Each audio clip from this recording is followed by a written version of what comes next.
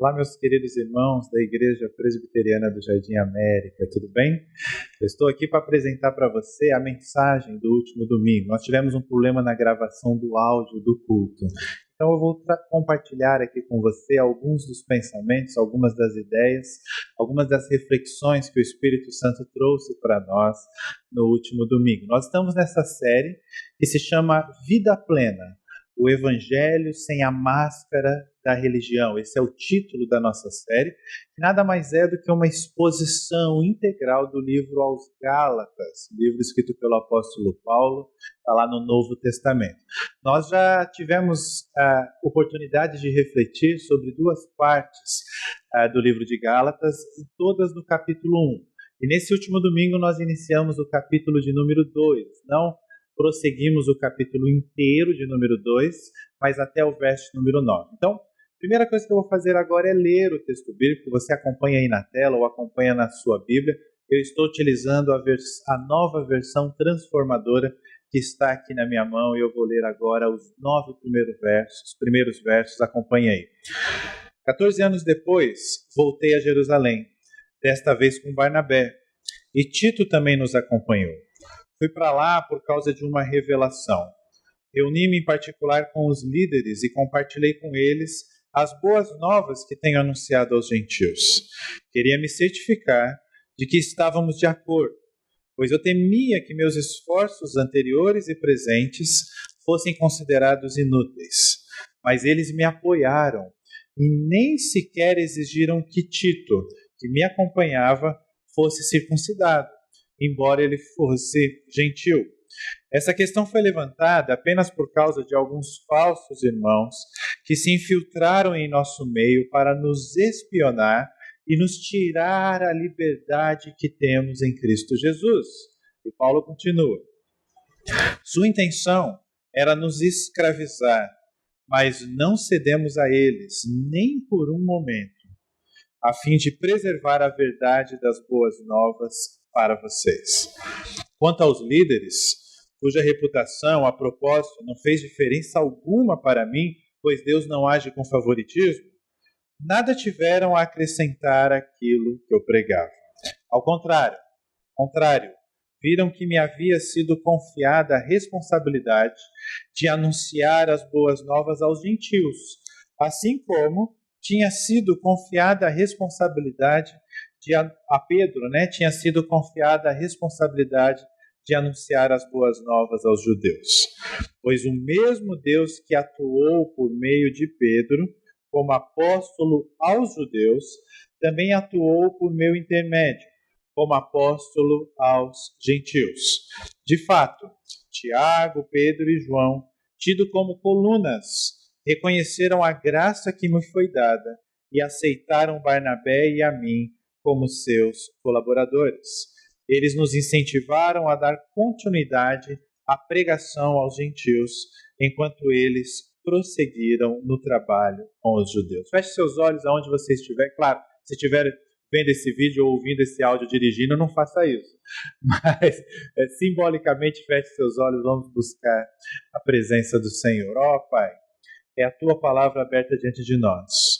Ajuda-nos, porque nós somos tão pequenos comparados à Tua grandeza, que não somos capazes de compreender totalmente a Sua voz. Mas se o Senhor nos ajudar, se o Teu Espírito Santo iluminar as nossas vidas, as nossas mentes, os nossos corações, nós vamos compreender exatamente o que o Senhor quer diante da reflexão deste texto da Tua palavra. Então, age em nossas vidas, abençoa-nos, em nome de Jesus. Amém. É interessante quando nós olhamos para o capítulo 2. O capítulo 2 começa já Paulo dizendo 14 anos depois.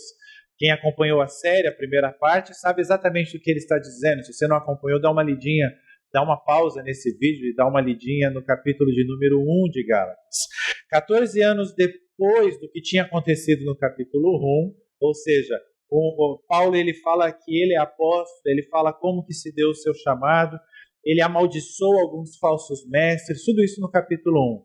E ele diz que em um período ele ficou afastado quando Jesus o encontrou no caminho de Damasco.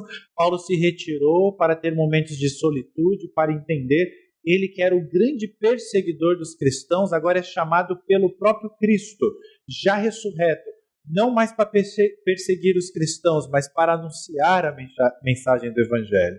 Depois de 3 anos, Paulo vai a Jerusalém, encontra com Pedro, e então eles reconhecem o apostolado de Paulo. Esse contexto todo está apresentado no capítulo 1 e nas 2 primeiras partes dessa série Vida Plena que nós estamos apresentando. Agora no capítulo 2 ele começa, como você viu aí, 14 anos depois.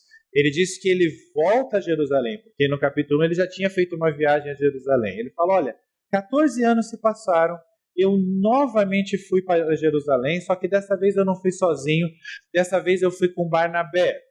E aí a palavra nos apresenta algo muito relevante que você vai entender daqui a pouco. E Tito também nos acompanhou. Eu quero que você entenda aqui algo importante da presença de Tito nessa viagem de Paulo e Barnabé a Jerusalém. Porque Tito era gentil, Tito era grego, de origem grega. Tito não tinha origem judaica como Paulo, como Barnabé, como Pedro, Tiago, João e a maioria dos apóstolos e as pessoas da igreja, os apóstolos e a maioria das pessoas na igreja ali em Jerusalém. A informação de que Tito os acompanhou logo na abertura do capítulo 2 é muito importante, você vai entender melhor daqui a pouco. Fui para lá, Paulo diz no verso 2, por causa de uma revelação. Aqui nós temos que fazer uma pausa e entender o seguinte: a experiência do apóstolo Paulo com Deus, com Cristo ressurreto, era uma experiência diferenciada. Desde o início do seu chamado, Paulo teve revelações. Deus falou diretamente com Paulo. Cristo ressurreto encontrou Paulo, que então era Saulo, e disse, Saulo, Saulo, por que me persegues? E então ele chama Saulo e diz, agora teu nome é Paulo, e você vai anunciar o meu evangelho, especialmente aos gentios. Acabou essa sendo a missão de Paulo, enquanto os 12 apóstolos anunciavam essencialmente aos judeus, também a alguns gregos, mas essencialmente aos judeus. Se nós continuarmos lendo os relatos da história de Paulo em Atos, nós vamos ver que Paulo tinha visões em sonho, Deus falava com Paulo, acontecimentos milagrosos, acontecimentos espetaculares na vida de Paulo. O que eu quero dizer com isso é que nós não sabemos que tipo de revelação foi essa que Paulo recebeu. O fato é que, de alguma forma, Deus falou com Paulo, Deus tocou o coração de Paulo e Paulo se dirigiu para Jerusalém. O motivo principal de Paulo ter ido para Jerusalém foi essa revelação que ele recebeu. O que ele fez lá? Ele reuniu, em particular, com os líderes e ele compartilhou com esses líderes as boas novas. Na NVT aparece as boas novas, eu gosto de ler isso aqui como ele compartilhou o evangelho que eu tenho anunciado aos gentios. Vamos entender isso aqui da forma mais simples possível. Uma ilustração é mais ou menos assim. Paulo, ele recebeu o chamado pelo próprio Cristo. Ele fala isso na abertura do capítulo 1. Eu não fui ordenado por humanos para ser apóstolo, mas o próprio Filho e o próprio Pai me chamaram para ser apóstolo. Paulo recebe a mensagem do Evangelho do próprio Deus. E então ele vai para Jerusalém e ele diz para os apóstolos, olha, a mensagem que eu estou anunciando aos gentios é essa. Então Paulo explica o Evangelho para eles. O que é o Evangelho? Talvez você não consiga explicar em poucas palavras. Se você frequenta uma igreja, é discípulo de Jesus há algum tempo, talvez você tenha uma ideia do que é o Evangelho. Paulo estava sempre pronto a responder o que era o Evangelho. Essencialmente, o Evangelho é nós entendermos que nós somos pecadores. Deus nos criou, Deus criou todas as coisas. Deus nos criou perfeitos, à imagem e à semelhança dele. Deus nos criou não para nós envelhecermos, não para nós morrermos, não para nós termos que lidarmos com provações, tribulações, momentos difíceis na vida. Deus nos criou para nós vivermos em plena comunhão com Ele. E tudo que tinha no universo estava sob o nosso domínio, porque Deus colocou sobre nós como se nós fôssemos regentes, gerentes de toda a criação. Só havia uma coisa que não podia fazer: querer ser como Deus. Havia uma proibição no Éden. E o homem, querendo ser como Deus, duvidando, questionando da palavra de Deus, não confiando no que Deus havia dito, não confiando que Deus faria o que ele havia dito que faria caso o homem errasse. O homem errou. E Adão e Eva são os nossos primeiros pais. A partir deste momento nós nos desconectamos de Deus. Essa é a má notícia. A boa notícia é aquela que é apresentada em João 3,16 e em diversas outras passagens emblemáticas das Escrituras.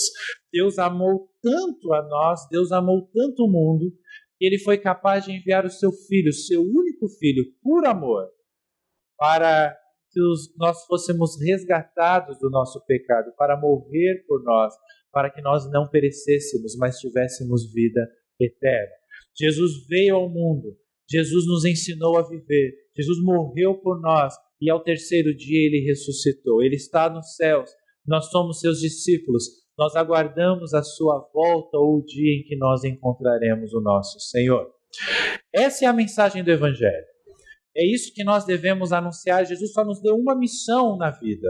Anuncie, conte essa história. Conte essa história às pessoas. É essa a missão que eu te dou. Você não é salvo pelas suas obras. Você não é salvo pelo que você faz. Você é salvo pela graça. A graça de Deus é suficiente para a sua salvação. Conte essa história. Muito bem. Paulo estava contando essa história aos gentios. E Paulo conta essa história da forma que eu contei, que eu acabei de contar para você essa história, a mensagem do Evangelho. Paulo chegou para Pedro, Tiago, João, os apóstolos, e falou: olha, eu tenho contado o Evangelho desta maneira para os gentios. É isso, resumidamente, de forma ilustrativa, que nos é apresentado no versículo de número 2. E Paulo explica o motivo. Ele fala: eu queria me certificar de que estávamos de acordo. Paulo queria ter a certeza de que a mensagem que os apóstolos estavam anunciando em Jerusalém era a mesma mensagem que ele havia recebido de Cristo e estava anunciando aos gentios. Agora preste atenção no que vem na sequência. Pois, eu vou ler novamente a frase anterior. Queria me certificar que estávamos de acordo, pois temia que os meus esforços anteriores e presentes fossem considerados inúteis. Eu quero que você pare para pensar nessa palavra que o apóstolo Paulo fala de uma experiência que ele mesmo teve. Eu temia. O apóstolo Paulo estava com medo. Se você conhece um pouco a história do apóstolo Paulo, você vai perceber se tem uma marca que este homem demonstra em sua biografia, escrita por ele, escrita por Lucas em Atos, é de que era um homem que não temia muitas coisas. Pelo contrário, quando Paulo, enquanto Saulo, no nome antigo dele, Saulo, ele era o número 1 da classe. Nós vimos isso no capítulo 1. Ele tinha soldados, tropas para perseguir cristãos. Ele era um líder judeu. Ele tinha cidadania romana. Paulo era um grande homem e ele tinha ímpeto em tudo que ele fazia. Paulo era ousado ao ponto de perseguir os cristãos, e nós temos motivos para acreditar que essa perseguição não era só emocional, psicológica, e havia violência. Nós não podemos afirmar com certeza, mas quem sabe Saulo chegou a assassinar cristãos. As suas tropas certamente fizeram isso. Agora perceba, este homem não era um homem que costumava ter medo de muitas coisas. Quando ele tem uma experiência com Cristo a caminho de Damasco, a sua vida é transformada. Mas mesmo uma vida transformada, nós começamos a ver as primeiras viagens missionárias de Paulo, a primeira, a segunda, a terceira, os acontecimentos na vida de Paulo, ele anunciando ousadamente a mensagem para judeus, para gentios, para governadores. Paulo embarcando em barcos, esses barcos naufragando, e ainda assim ele mantendo a esperança, ele falando com homens, picadas de cobra. E assim, são muitas aventuras ou desventuras na vida de Paulo. E se tem uma marca deste homem, tanto antes como depois da conversão, essa marca é a coragem. Paulo sempre foi um homem muito corajoso, mas nesse texto, para nossa surpresa, ele diz que ele temia que os seus esforços fossem considerados inúteis. Eu quero que você entenda algo muito importante aqui. Essa visita de Paulo a Jerusalém, junto com Barnabé e com Tito, que nos é relatada aqui em Gálatas 2, é fundamental para as nossas vidas hoje como discípulos, para a vida da igreja, a igreja do Jardim América e para a igreja que você frequente, se você está assistindo esse vídeo aqui da nossa igreja. Por quê? Porque o que Paulo temia é que poderia ocorrer ali no início da igreja uma divisão que poderia levar a igreja à morte prematura. Eu sei, você deve estar pensando, mas a igreja acabou se dividindo posteriormente. Sim, depois veio o movimento da reforma e hoje nós temos várias denominações. Tudo isso é verdade. Mas o que eu quero que você perceba é que uma divisão ali no início poderia ter sido fatal para a igreja. Paulo sabia disso. Paulo não foi a Jerusalém porque ele temia que o evangelho que ele estava anunciando poderia não ser o verdadeiro evangelho e ele queria a aprovação de Pedro, Tiago, João e os demais apóstolos. O ponto não é esse. Paulo havia recebido a revelação do evangelho do próprio Cristo. Então ele não tinha dúvida de que o evangelho que ele estava anunciando aos gentios era o evangelho legítimo, autêntico, revelado pelo próprio Cristo a ele. O que Paulo temia era que quando ele contasse a respeito do evangelho que ele estava anunciando aos gentios, quando ele contasse aos apóstolos isso, que eles de alguma forma dissessem, não, o evangelho é isso, mas é necessário mais alguma coisa. Paulo temia porque ele sabia que uma resposta assim dos apóstolos poderia trazer uma grande divisão. Mas o verso número 3 tem um mas, na versão aqui, nova versão transformadora. Diz assim, mas eles me apoiaram e nem sequer exigiram que Tito, que me acompanhava, fosse circuncidado, embora fosse gentil. Qual é o ponto aqui que agora eu quero resgatar a respeito da figura de Tito? Tito era grego, de pais gregos, não tinha sangue judeu em suas veias. Tito foi levado por Paulo, certamente Paulo na sua sabedoria, ou quem sabe na revelação que foi dada a ele diretamente por Deus, quem sabe Deus falou para ele, leva Tito, ou quem sabe Paulo, muito inteligente como era, eu tenho motivos para crer que Paulo foi um dos homens mais inteligentes que passaram sobre a face da terra. Pelos seus escritos, pela sua história, claro, não estou dizendo que nós vamos adorá-lo, que ele é santo por causa disso, não. Mas um homem tremendamente usado por Deus e com muita sabedoria. Qual foi o objetivo de levar Tito? Ainda que os apóstolos em Jerusalém dissessem que eles concordavam com o evangelho da liberdade, o evangelho da graça, como virá na sequência do texto, eles tinham que provar isto na prática. Guarde essa frase. A presença de Tito e eles não exigirem que Tito fosse circuncidado, segundo a tradição judaica, era a prova cabal de que os apóstolos não apenas anunciavam o evangelho verbal com as palavras na teoria, mas que eles praticavam este evangelho que eles anunciavam. Ou seja, o fato, como Paulo descreve aqui, eles nem sequer exigiram que Tito, sendo gentil, fosse circuncidado, significa que Pedro, Tiago, João e os demais entenderam que não é necessário mais esse modo de vida, seguindo alguns rituais, algumas tradições, para ter acesso a Deus, para ser salvo, para ser resgatado dos nossos pecados. Aqui está a importância de Tito nesse texto. E ele explica no verso 4 que essa questão foi levantada por causa de alguns falsos irmãos que se infiltraram em nosso meio para nos espionar e para nos tirar a liberdade que temos em Cristo Jesus. Eu quero que você perceba uma coisa muito importante aqui nessa parte. Presta atenção. Eu já disse nas primeiras partes da série, mas eu vou repetir para você relembrar, ou caso você não tenha ouvido as primeiras partes. Paulo escreve a carta aos Gálatas para cristãos. A carta aos Gálatas é uma carta para a igreja, não é uma carta para não cristãos. Sempre que nós lemos uma carta como essa, escrita para igrejas da região da Galácia, no caso dessa, nós temos que estar atentos que cada frase do apóstolo, cada frase que Deus preservou para nós hoje como palavra dele, de Deus para nós, deve ser levada em consideração sob a perspectiva dos discípulos de Jesus, sob a perspectiva da igreja. Então, Paulo está falando para a igreja, e ele está dizendo que na igreja existem falsos irmãos. Eu não sei o que você pensa a respeito da igreja, mas eu quero que você compreenda algo muito importante sobre a igreja. A igreja não é lugar de santos, necessariamente pessoas separadas, santas, totalmente diferentes das pessoas, como a gente costuma dizer, do mundo. A própria Bíblia traz essa palavra.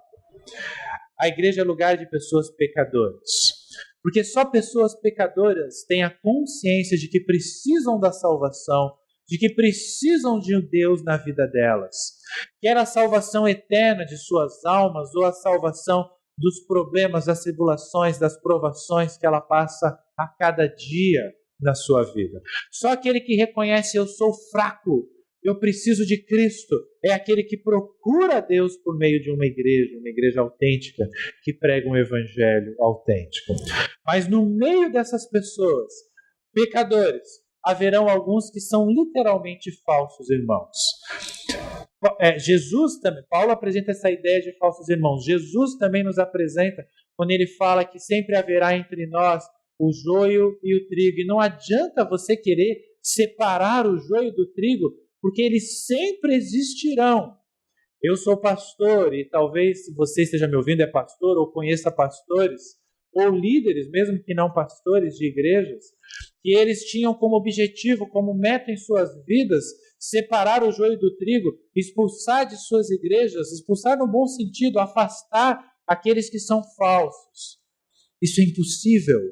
Nós vamos sempre conviver com pessoas assim no nosso meio.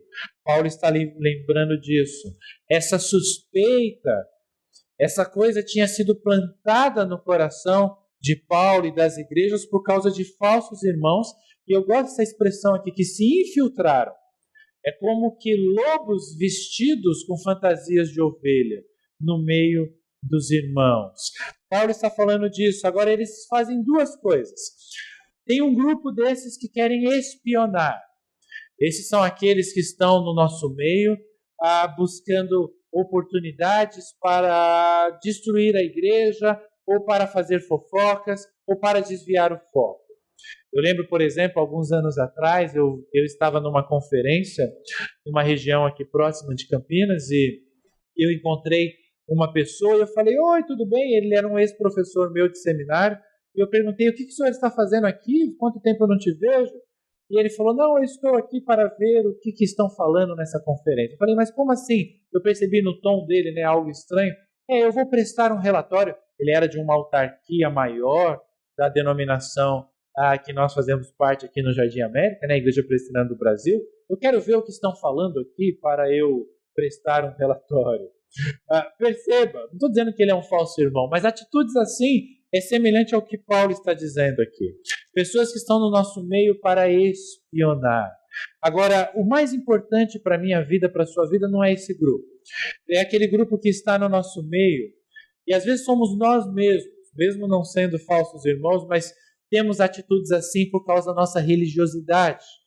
Pessoas que querem nos tirar a liberdade que temos em Cristo Jesus. Eu quero que você entenda uma coisa a mais. Liberdade é um dos temas principais, se não o tema principal de toda a carta aos Gálatas. Em Cristo nós nos tornamos livres. Livres do quê? Da religiosidade. Olha o tema da nossa série. Vida plena. O Evangelho sem as máscaras da religiosidade. Por que Paulo está tratando deste assunto dessa maneira aqui no verso de número 5 que nós estamos? Porque este é um dos maiores problemas em toda a história da igreja em todos os tempos. Se você ler o Novo Testamento, uma coisa você vai perceber que ocorre de forma sequencial. Vira e mexe, tanto nos evangelhos quanto no livro de Atos, né, nos livros que descrevem o evangelho, Mateus, Marcos, Lucas e João, tanto no livro de Atos quanto nas cartas de Paulo, nas cartas de Pedro, na carta de Tiago e assim por diante, você vai perceber um tema sempre voltando à tona. Esse tema é o seguinte: cuidado com a religiosidade, cuidado com a tradição humana, cuidado com esses ritos, cuidado com o que você está acrescentando. Cuidado, porque nós estamos libertos em Cristo Jesus. É o evangelho da graça que nos salva. O evangelho é algo que Deus fez por nós, não é algo que nós fizemos por merecer. Como já falamos nessa série, na verdade, o que Deus fez por nós não foi que nós gritamos por socorro e Deus nos salvou. Nós não fomos capazes nem de gritar por socorro. Nós estávamos condenados, nós estávamos morrendo, nós estávamos como que afundando. E Deus veio e nos agarrou e nos amou e nos salvou literalmente. Nós não temos participação nenhuma nisso, foi pura graça, foi por amor. Mas pastor, a gente nem gritar por socorro, a gente gritou? Não! Porque nós não tínhamos plena certeza de que nós precisávamos de ajuda. Nós éramos escravizados pelo pecado. E é isso que Paulo está dizendo aqui. Nada nem ninguém pode nos tirar a liberdade que há em Cristo Jesus. Lá naquele contexto, o que Paulo está dizendo? Não venha me dizer que o evangelho é a salvação em Cristo Jesus, a obra de Cristo, mais o ato da circuncisão. Não! Isso não é necessário para o evangelho. Trazendo para os nossos dias, para as nossas reflexões, não venha me dizer que para ser salvo você precisa estar no hall de membros da igreja. Não venha me dizer que para ser salvo você tem que ter o cabelo X ou o cabelo Y. Não venha me dizer que você tem que usar a roupa tal. Perceba, isso é uma escravidão, melhor dizendo, cultural, que o evangelho nos liberta. E Paulo não aceitava isso em hipótese alguma. Por isso ele está revoltado. Ele já tinha amaldiçoado os falsos mestres. E agora ele fala dos falsos irmãos que querem apresentar algo mais ao evangelho. O que Paulo tem em mente, e nós devemos ter em mente, é que nós precisamos sempre avaliar as nossas atitudes em relação a ser igreja, em relação a ser discípulo de Jesus, à luz dos nossos hábitos, dos nossos costumes, da nossa tradição, porque às vezes nós nos perdemos. Esse ano nós celebramos 500 anos da data em que Martinho Lutero pregou as 95 teses na porta da Catedral de Wittenberg, na Alemanha. É a data que nós celebramos, 31 de outubro, a data da Reforma ou Reforma Protestante. 500 anos celebramos agora em 2017. E o que foi o movimento da Reforma? Se não essa ideia de nós voltarmos ao princípio. Os anos se passaram, as décadas, os séculos se passaram, e nós fomos acumulando ao Evangelho a nossa tradição. Nós somos salvos em Cristo Jesus, joia, mas também depende da minha fé, né, pastor? Porque eu posso romper em fé, né, pastor? Porque se eu tiver fé, Deus será grande na minha vida. Que absurdo! Perceba, como eu já disse em outros momentos dessa série, como Satanás, ele é sutil. Ele não vai aparecer com chifre, com rabo, com tridente, como um ser monstruoso. Porque você vai se afastar dele. Mas se ele conseguir perverter um pouquinho o evangelho, para fazer você cair nas garras da escravidão novamente, perceba algo aqui importante nesse texto. Quando Paulo fala a liberdade que temos em Cristo Jesus, ele continua dizendo assim, sua intenção era nos escravizar.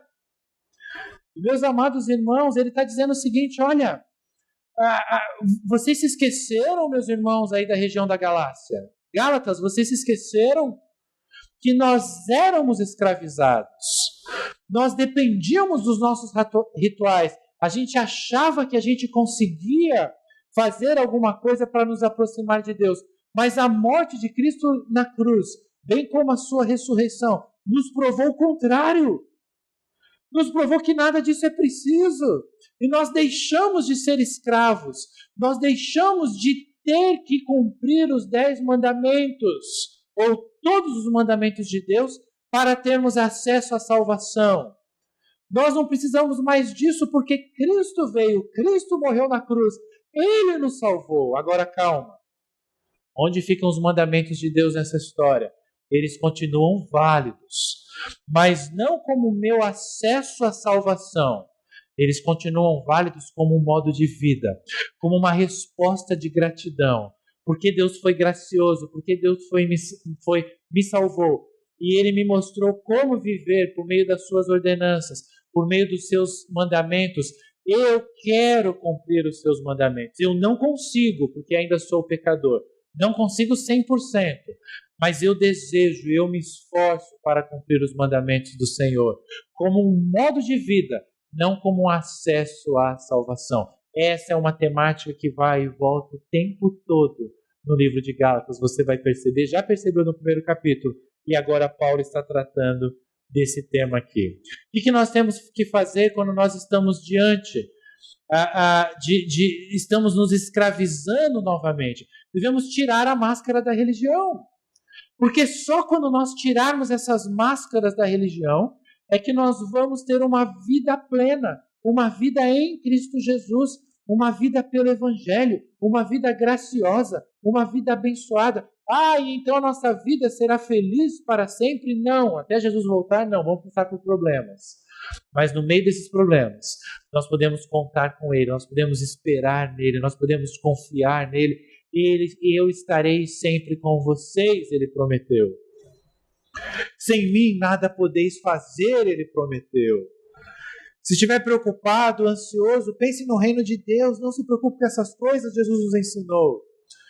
Não andeis ansiosos por coisa alguma, busquem o reino de Deus, busquem a justiça de Deus. E todas as demais coisas que te preocupam vos serão acrescentadas. Isso é uma vida plena, é isso que Paulo está dizendo aqui. Sua intenção era nos escravizar, nos tirar a liberdade que temos em Cristo Jesus. Mas, verso de número 5, na verdade o que eu estava mencionando anteriormente é o verso número 4, teve um momento que eu falei verso 5. Agora sim, verso número 5. Mas não cedemos a eles, nem por um momento, presta atenção, a fim de preservar a verdade do Evangelho, a verdade das boas novas para vocês. Não cedemos. O que nós devemos fazer com a nossa religiosidade? Não ceder. Não ceder. Outro dia eu estava reunido com o conselho da Igreja do Jardim América. E nos últimos meses nós temos refletido, nos últimos anos até, mas ultimamente de forma mais enfática. Desde que nós iniciamos o projeto 5 Pilares, nós temos reavaliado a vida da igreja, os nossos movimentos, as nossas atividades, o que temos feito, o que não temos feito, o que temos agradado a Deus, o que temos pontos a melhorar. O Conselho da Igreja costuma fazer isso aqui no Jardim América. As nossas reuniões são 90% assuntos pastorais, 10% assuntos administrativos. E nós estávamos perguntando sobre algumas questões, por que algumas coisas não ocorrem da forma que nós esperávamos que ocorressem, e depois de dias, não só horas, mas dias de reflexões, todos os presbíteros e pastores chegaram à conclusão de que as coisas às vezes não são do jeito que deveriam ser por causa da nossa religiosidade. Pastores admitindo isso, presbíteros admitindo isso. A nossa religiosidade impede a gente ter uma igreja plena. Impede a gente ter uma vida plena. A gente sempre acha que a gente pode fazer alguma coisa. Tem aquela escravidão moral também. Aquela escravidão que traz aquela culpa. Não, porque agora eu vou fazer discipulado. Que agora eu vou no culto todo domingo. Que agora eu vou na escola dominical. Aí o sujeito começa empolgado. Só que ele esquece que ele é pecador. E porque ele esquece que ele é pecador, ele esquece que ele vai escorregar. E aí quando ele escorrega, porque ele tinha inventado isso. Ele fez esse acréscimo ao Evangelho. Ele achava que ele tinha que ser um discípulo perfeito. Aí quando ele descobre que ele não é perfeito, porque ele tem depressão, porque ele tem problema no casamento, porque ele tem problema com os filhos, porque ele tem problema na saúde, porque ele tem problema financeiro, porque ele não consegue orar, porque ele não consegue ler a Bíblia, aí ele chega à seguinte conclusão: já que eu não consigo fazer essas coisas que discípulos fazem, definitivamente eu não sou um discípulo. Aí ele foge do discipulado, ele foge do pastor, ele foge da igreja, ele foge de Deus. Ah, meus queridos, sabe o que é isso? Máscaras que nós utilizamos quando não entendemos a liberdade que Cristo nos ofereceu, a liberdade que nos foi entregue. Não devemos ceder a ela. Verso número 5. Não devemos ceder a essa escravidão novamente. Nós éramos assim, nós éramos escravos, mas agora nós estamos livres, livres em Cristo Jesus. O princípio da reforma que eu comecei a falar, e eu não sei se eu concluí, é voltar sempre à origem. A igreja de Atos, a igreja em que o início da igreja, aquela pegada, né, na linguagem mais jovem da igreja de Atos, os discípulos orando de casa em casa, a mensagem sendo anunciada, a ajuda aos pobres, a instituição de líderes, as viagens missionárias, a visão missional, a visão missionária, o ser igreja, o crescimento quantitativo, mas acima de tudo o crescimento qualitativo dos discípulos, por meio de experiências boas, por meio de experiências ruins. Essa é a igreja de Cristo Jesus. Ela nunca vai ser perfeita até Jesus voltar, mas Jesus sempre perfeita no sentido de que os seus membros não são perfeitos, nós somos pecadores, nesse sentido. Mas essa igreja é uma igreja vitoriosa, porque nós somos mais que vencedores em Cristo Jesus. O princípio da reforma é, presta atenção no que a igreja do Jardim América tem se desviado do evangelho, no que ela tem se escravizado, e volta às origens, volta ao princípio. Presta atenção no que a igreja presbiteriana do Brasil está perdendo da sua essência evangélica, do evangelho mesmo, e volta ao princípio. E aqui eu não estou dizendo nem que sim, nem que não. Eu estou falando em princípios para as nossas vidas e para a vida das nossas igrejas.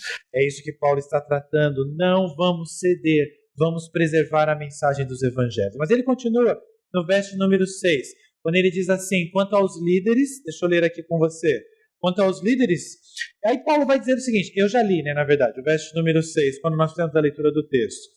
Quero que você entenda o seguinte, quando ele fala da reputação, não fez diferença nenhuma para mim, o que Paulo está querendo nos ensinar é o seguinte, a reputação de homens diz respeito a homens. Deus não está preocupado com o favoritismo que a gente dá a algumas pessoas. Naquele tempo, Pedro, Tiago e João, e os três principais, mas todos os 12 apóstolos. O que Paulo está querendo dizer é, olha, quanto aos líderes, a reputação deles não fez diferença, porque Deus não age com favoritismo. Em outras palavras, eu quero que você entenda de forma prática, é que Deus não tem pessoas favoritas. Deus pode ter se revelado de forma especial a Paulo. Pedro, Tiago, João, os outros apóstolos tiveram o privilégio de estar literalmente ao lado de Jesus. Hoje nós estamos espiritualmente ao lado de Jesus, mas eu quero que você entenda que isso não significa que Deus tem esses homens como favoritos e de certa forma eu e você como preteridos, né? Pessoas que ele não favorece. É esse o ensinamento que Paulo quer nos dizer. Fala, olha, esses homens são muito importantes, eu os respeito. Se Paulo não os respeitasse, Paulo nem teria ido a Jerusalém. Paulo não teria chamado de coluna da igreja, como ele diz depois na sequência. Paulo não teria chamado de apóstolos. Paulo tem essa preocupação, esse respeito, mas ele diz, olha, eles não tiveram nada a acrescentar àquilo que eu pregava. Claro, o contexto da carta é um contexto de uma resposta do apóstolo Paulo a pessoas que estavam questionando o seu apostolado ou levantando dúvidas se o evangelho que ele anunciava era o evangelho autêntico. Mas isso vale como aplicação para as nossas vidas, para nós entendermos que não tem essa de que eu quero que fulano, o pastor, o reverendo, vou usar o meu nome só como exemplo, tá? Eu quero que o reverendo Marcelo me visite. Mas e o seu irmãozinho Epaminondas? Que ajuda lá na igreja, lá ele sempre tira umas teias de aranha lá do canto e faz um trabalho maravilhoso. Não. Eu quero que o reverendo Marcelo ore por mim. Meu amigo, essa ideia que você tem de favoritismo, de reputação, isso só vale para os seres humanos. Porque para Deus, o reverendo Marcelo é tão importante quanto o seu Epaminondas, que tira teias de aranha. Eu vou te dizer para você, eu dei esse exemplo no domingo, por isso que eu estou gravando no vídeo o mesmo exemplo, surgiu lá na hora, né? É mais importante você tirar uma teia de aranha de uma aranha venenosa que possa cair na cabeça de alguém durante o culto e picar essa pessoa e levar essa pessoa a uma enfermidade ou até a morte. Isso é mais importante do que pregar o evangelho lá. Entendeu o meu ponto? Entendeu o ponto do apóstolo Paulo aqui? Não existe pessoas que desenvolvem um ministério ou são mais especiais que outras pessoas aos olhos de Deus. Aonde que existe isso? Na nossa mente, na nossa religiosidade. Quando a gente coloca a máscara da religiosidade, a gente começa a achar que Deus tem os seus favoritos e eu quero ficar junto com esses favoritos que Deus tem, ou eu quero ser um desses favoritos de Deus. Isso não faz o menor sentido. E por isso que Paulo continua dizendo aqui, ao contrário, verso número 7, né? Ele tinha dito, nada tiveram a acrescentar, mas ao contrário, viram que me havia sido confiada a responsabilidade de anunciar o evangelho aos gentios. E aí Paulo vai trabalhar aqui com uma comparação. Ele fala assim, eles perceberam que Deus me deu a missão de pregar o evangelho especialmente aos gentios. Não é que Paulo nunca pregou aos judeus, ele pregou também, não é que se aparecesse um judeu ele não ia pregar, e a mesma coisa com Pedro e os apóstolos de Jerusalém também pregavam aos gentios. Mas, essencialmente, quero que você guarde uma palavrinha aqui. O foco ministerial de Paulo eram os gregos, os gentios. O foco ministerial de Pedro, Tiago, João e os demais apóstolos eram os judeus, porque eles ficaram ali na região de Jerusalém, enquanto Paulo estava nas outras regiões pregando o evangelho. Foco ministerial. Meus amados irmãos, o que isso quer dizer para mim e para você? Que Deus não nos faz iguais com relação aos dons, aos talentos que nós recebemos de Deus. E não precisa ser igual. Você não precisa pregar o evangelho como o reverendo Sandro prega. Agora, você precisa responder a seguinte pergunta. Qual o foco que Deus quer na minha tarefa missional? Lembra lá o nosso pilar, os 5 pilares? O 5º pilar, né? A gente não costuma dar número, mas está lá em 5º. O 5º pilar é a tarefa missional. Joia, como que eu estou fazendo tarefa missional? Gravando esse vídeo para você. Daqui a pouco, o dia que eu estou gravando esse vídeo é dia de discipulado. Daqui a alguns minutos estarei dando discipulado na sala de discipulado. Depois darei aula na escola dominical domingo. Vou aconselhar pessoas, vou visitar pessoas, vou pregar domingo, vou dirigir o culto. Mas eu não vou cantar. Mas eu não vou tocar um instrumento. Por quê? Porque eu tenho plena convicção que esse não é o meu foco ministerial. Perceba qual é o seu... E não é porque eu sou pastor e faço essas coisas que eu sou melhor que você, que faz outras coisas maravilhosas também, mas que na sua cabeça religiosa você acha que é inferior às coisas que eu, por exemplo, ou o pastor Sandro faz, porque somos pastores. Não é! O que você precisa entender é o que Paulo, Pedro, Tiago e João aqui entenderam. Foi confiada a Paulo uma responsabilidade. Ele estava sendo fiel a essa responsabilidade. Qual era? Pregar o evangelho aos gentios. Foi confiada a Pedro outra responsabilidade, pregar o evangelho aos judeus. Ele estava sendo fiel a esta responsabilidade. Nós somos diferentes, irmãos. Existem, mesmo no pastorado, existem pastores com algumas áreas ministeriais mais fortes e outras com algumas outras áreas ministeriais mais fortes. Normalmente, os pastores maduros, eles identificam esses pontos fortes. Eles sabem disso, mas às vezes a gente como igreja, se o meu pastor fosse igual ao meu avô, que agia assim, que agia assado, ou se ele tivesse um espírito mais jovem, como aquele pastor que eu vejo no YouTube, na internet, para com isso. Eu estou dando um exemplo dos pastorais porque eu sou pastor, mas isso cabe para todas as áreas. Eles compreenderam isso. Agora, presta atenção no verso número 8, que tem algo importante nesse assunto foco ministerial. Pois o mesmo Deus que atuou por meio de Pedro como apóstolo aos judeus, também atuou por meu intermédio como apóstolo aos gentios. A frase que eu quero que você guarde é essa. o mesmo Deus que atuou por meio. Sabe por que eu estou gravando esse vídeo? Por que eu sou pastor? Porque Deus está atuando na minha vida. Sabe por que você faz o que você faz para o reino de Deus? Porque Deus está atuando. Não é o Marcelo, não é você, não era Paulo, não era Pedro. É Deus atuando por meio dos apóstolos.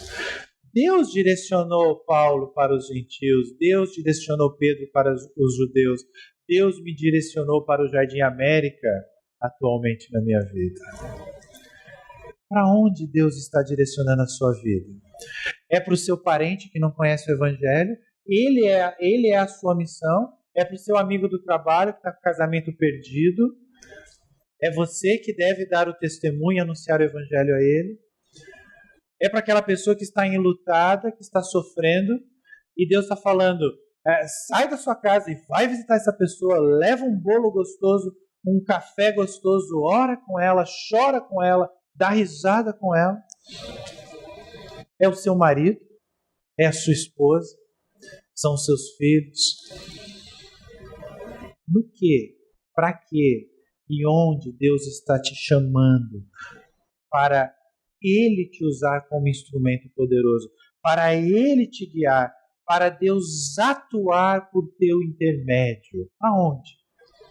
E aí o texto desce até o verso 9 diz, de fato, Tiago, Pedro e João, Paulo inverte aqui, né? A gente costuma dizer Pedro, Tiago e João, mas ele fala Tiago, Pedro e João, tidos como colunas, os apóstolos importantes, reconheceram a graça que me foi dada e aceitaram a Barnabé e a mim como seus colaboradores. Eles nos incentivaram a dar continuidade à pregação aos gentios, enquanto eles prosseguiram no trabalho com os judeus. Perceba, para a gente terminar, esses homens reconheceram a graça que foi dada, em outras versões bíblicas, a graça que foi concedida a Paulo. Às vezes, a gente olha para uma denominação como a Igreja Presbiteriana do Brasil, por exemplo, e a gente pensa assim, realmente a gente tem um foco ministerial, o foco da Igreja Presbiteriana do Brasil é o ensino. Nós somos fortes no ensino da palavra, ensino bíblico. Somos fortes em outras áreas, mas somos reconhecidos, temos os melhores seminários em geral. Não estou falando isso com arrogância, não, estou falando isso como reputação, como reconhecimento da sociedade. Temos as melhores escolas cristãs, as melhores universidades cristãs. Nas nossas igrejas, as pessoas aprendem mesmo a respeito de Bíblia. Joia, nota 10. O que a religiosidade faz com a gente? Porque nós somos assim, nós somos a única igreja verdadeira. Isso é religião. Porque os nossos irmãos de outras denominações que fazem trabalhos diferentes, com outros focos ministeriais, são tão abençoados e nos abençoam quanto a gente abençoa quem a gente ensina. Eles ensinam a maneira deles, mas eles de repente fazem obras sociais, trabalhos que nós não fazemos. Deus chamou a IPB para alguns propósitos, Deus chama outras denominações para outros propósitos, Deus chamou o Jardim América para alguns propósitos específicos, uma igreja vizinha aqui para outros propósitos específicos. Perceba o que a religião faz. A religião quer excluir aquele que não é igual a você. E Paulo está dizendo, nós estamos livres em Cristo Jesus. Claro, eu estou dizendo daqueles que anunciam o evangelho autêntico. Claro que há muitas heresias, muitos erros, muitos problemas em muitas denominações, inclusive na IPB. Problemas, heresias não. Mas perceba, o ponto aqui é nós entendemos que isso é graça que foi concedida.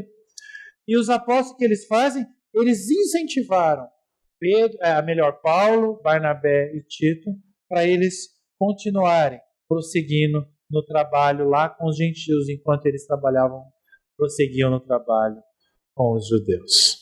Eu quero dizer uma última coisa para você, esse vídeo está ficando muito grande, isso me preocupa também, para não ficar muito cansativo para você. O bom do vídeo é que você pode parar, né, e ir assistindo aos poucos, se quiser assistir um trechinho por dia. Eu quero que você compreenda algo muito importante aqui. A religião nos impede de termos uma vida plena.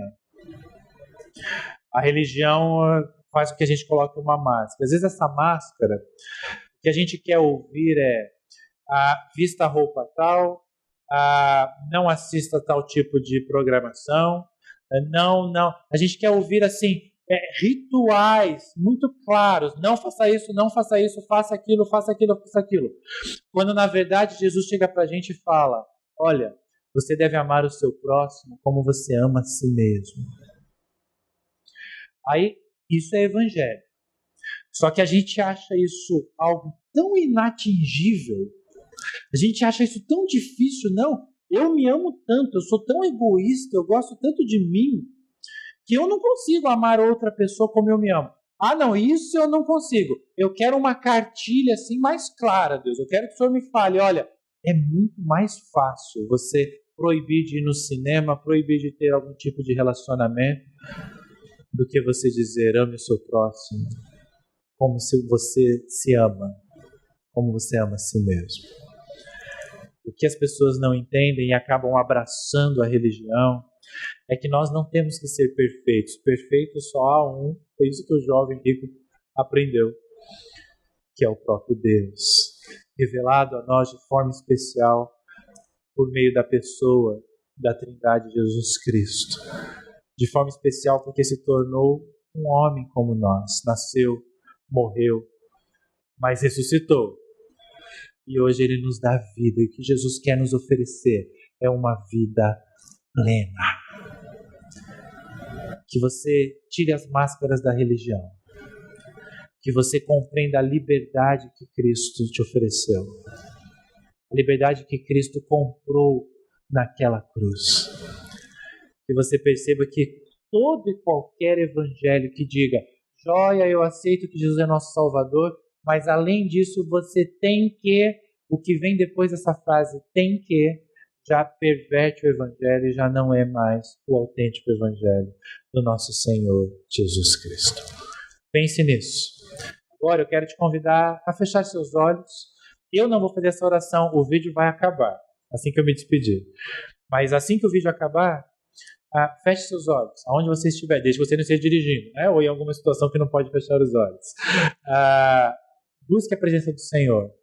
Reconheça diante de Deus: Deus, eu sou religioso. Deus, é isso mesmo. Deus, eu acho que eu posso ser aceitável diante de Ti com as minhas obras, com as coisas que eu faço, mas não adianta, Senhor, eu não consigo nem orar direito, Senhor, eu não consigo nem ler a Bíblia direito, Senhor, eu preciso de Ti.